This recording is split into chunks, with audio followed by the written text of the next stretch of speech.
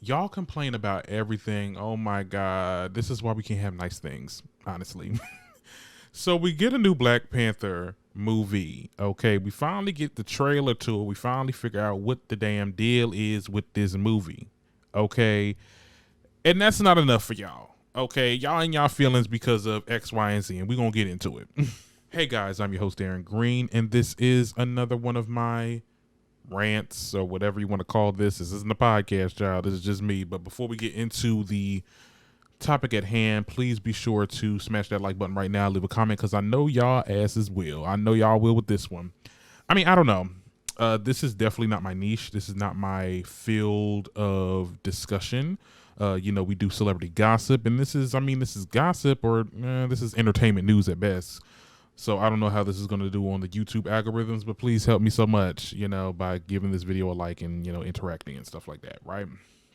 So as you guys know, Black Panther 2, Wakanda Forever, the trailer dropped after Comic-Con and all that stuff. They were doing all these announcements of phase 5 and 6, child. We having so many phases. Shout out to that VFX team. Y'all gonna need y'all gonna need a Ayanla after this damn set that they got going on next couple years. But anyway, we got the trailer for Black Panther 2 Wakanda Forever, which was definitely old. I mean, like, come on, it's coming out in a couple months, really, because fall is like, let me not say fall is like it's a good couple months before fall, but like I think it's coming out sometime in November or something like that. Whatever the case is, we got it, and it was everything. Like, it was everything. This will be the MCU movie of the year. Argue with your mother. I will not debate that. That is going to be facts, and it's not even out yet. I'm sorry. I mean, when you look at it, the cinematography, the story, the characters, the people that we're going to see, like the cameo appearances and stuff like that, the new characters, Angela Bassett, she is phenomenal in this movie. Lupita Nyong'o, all of them, Shuri, the girl to play Shuri, like, oh my goodness, this is going to be like a moment at the end of the year, and I can't wait for this movie to come out. Now, after all that, though, some bullshit gotta surface when something good is about to happen. So there's some people that are a little upset about T'Challa dying or being mourned in this movie. Some people are upset that he wasn't recasted. There was this video that was floating around on social media, and it sparked a new conversation. I'm going to play the video, and then I'm going to come back with the breakdown. But what you're telling me is children have to go through this again? My baby boy in the Avengers holding a memorial for Black Panther? Why the fuck do we have to go through this again? Why the fuck does this little boy have to go to the theater November 11th and watch his hero die again? Why do we have to watch that? We have somebody else that said, my nephew gave Chadwick Boseman a Black Panther funeral. It's really sad to see kids mourn their idol. May he rest in peace. Kids mourning their idol. But you're taking that off the screen. That's what I'm saying. Again, I'm going to continue to say it because I'm moving more toward the race shit now. I'm going to continue to say this. We just had 3 different Spider-Men on screen. No one batted a fucking eye. We just watched Thor and Jane elevate one another on screen. No one batted a fucking eye.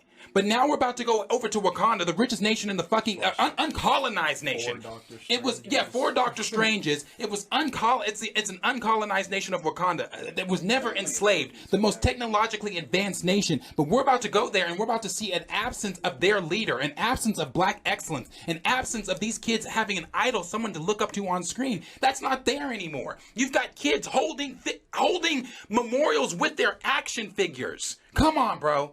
Come on.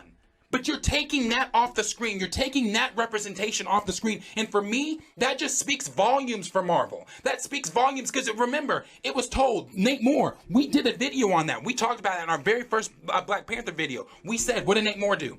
They said it took minutes, not days, not hours, not weeks, not months, not years, minutes. Chadwick wasn't even in the ground. And they decided, we are not recasting.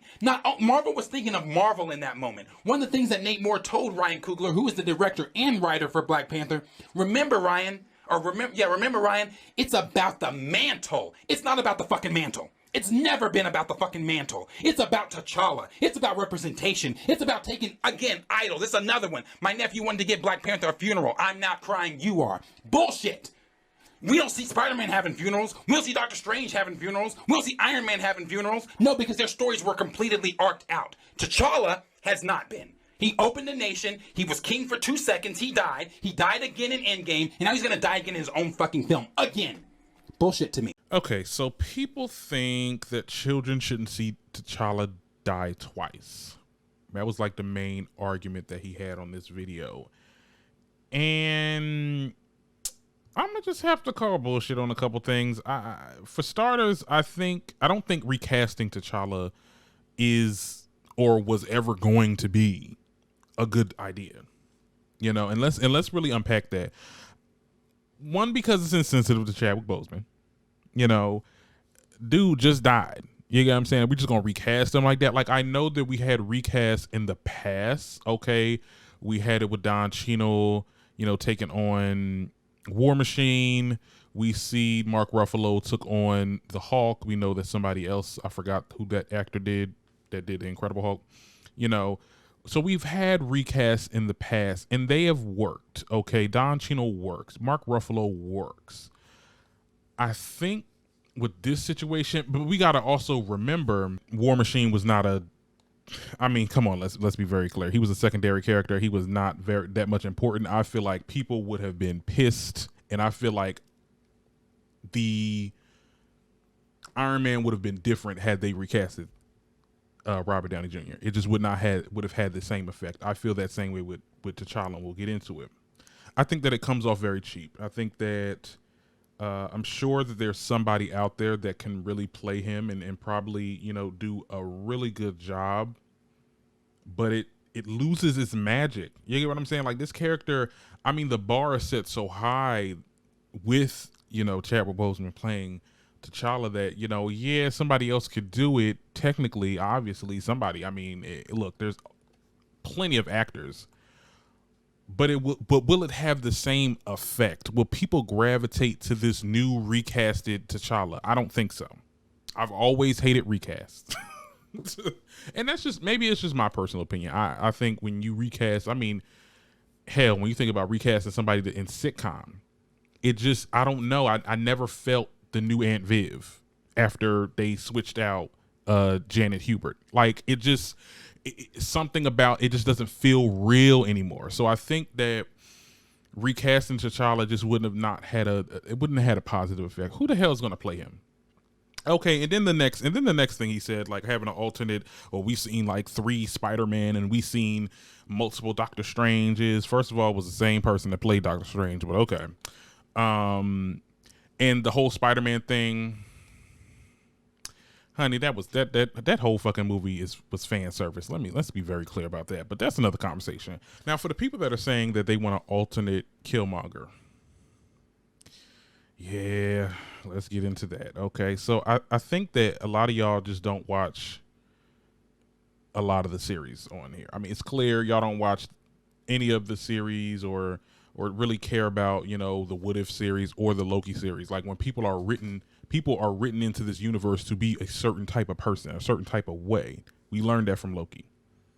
Now, we know that in What If, a alternate version of Killmonger ended up getting all the Infinity Stones and just was going freaking crazy. Like, he ain't shit in every universe. Not to quote a quote from for Doctor Strange, the Multiverse Madness, but I'm just saying he would not be a good Black Panther. That's not a good alternate person to have take the man. It's just not. It does not work out. Michael B. Jordan does not want to play that Killmonger anymore anyway. Like, y'all need to let that go. Let it go. Okay. I think the real problem though is, I think that a lot of people are saying that they're bringing up the children. Oh, we shouldn't have children be exposed to that. And I'll get into that towards the end. But I think that the real issue is that a prominent black male figure is not the center of this movie. It's very possible that either Cherie or Lupita Nyong'o's character will be taking the mantle. And I think that it's just not, like I said, it's not centered by a black male character. And I think y'all are hiding it behind, oh, we got to shield the kids. We got to shield the kids. And let's get into the kids. You know, I feel like this taboo conversation needs to be, this whole taboo situation where you don't tell kids about death or it's very unrealistic. It's very damaging to kids once they grow up, because I've known people who've never been told properly, like this inevitable part of life that, you know, somebody is going to die one day. You know, one day I'm going to die. One day you're going to die. We're all going to die. Like, it's so like, and there's probably people that are kind of upset that they're going to show this on the movie, but like, it's just like, y'all got to have that conversation with y'all kids, because it's very important to know that, you know, hey, sometimes some people do die. Okay. And my thing is this, I mean, people have already gotten used to this. Okay. These kids are not just, you know, your kids are not just Black Panther fans. Okay. I'm pretty sure there was some people that was really upset to see Tony Stark die. Okay. People that could have been Vision fans. Okay. That man literally died, was brought back to life to get killed again.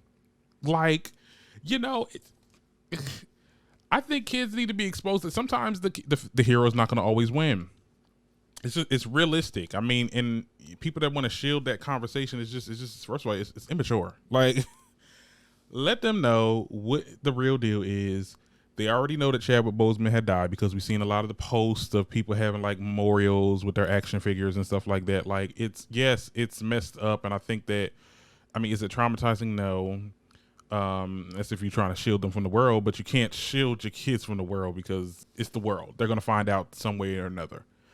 I think that this decision that they're making is a good decision if the person that ends up taking the mantle, because when we seen that shot of somebody with the actual Black Panther suit on, it did look like it had a male physique. I don't mind. I mean, look, if they find somebody else, if it was just like some other person that they just throw in there, or it ends up to being Akumba or whatever his name was, that was with the gorilla tribe, if they end up making him the new Black, fine.